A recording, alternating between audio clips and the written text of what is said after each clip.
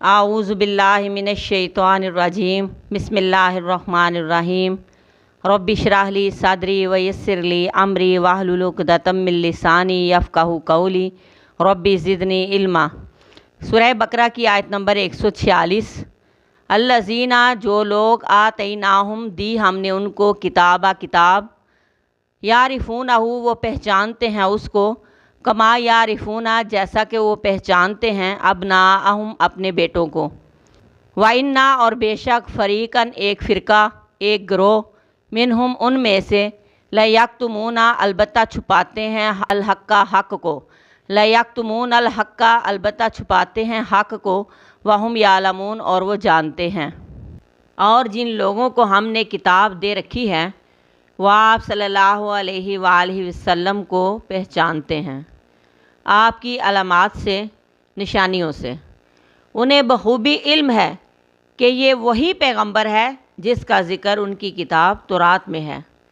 یہ اپنی کتاب پڑھ کر جان چکے ہیں کہ یہ وہی نبی ہے، اور وہ آپ صلی اللہ علیہ وآلہ وسلم کو اس طرح پہچانتے ہیں جس طرح کوئی اپنے بیٹے کو پہچانتا ہے۔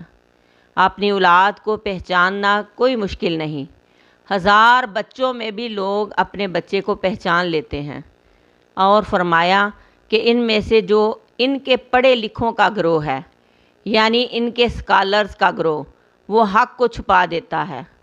ان کے عالم آپ صلی اللہ علیہ وآلہ وسلم کی صفات پڑھ کر بھی لوگوں کو نہیں بتاتے کہ کہیں لوگ اس نبی کا کلمہ نہ پڑھ لیں۔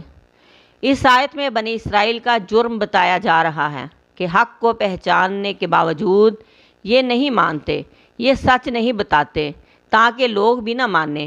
یہ زیادہ بڑا جرم ہے کہ کسی چیز کی صداقت کا پتہ ہونے کے باوجود صرف حسد اور بغض میں انکار کرتے جانا۔ جب دل اندھا ہو جائے تو کسی قسم کے دلائل اس پر اثر نہیں کرتے۔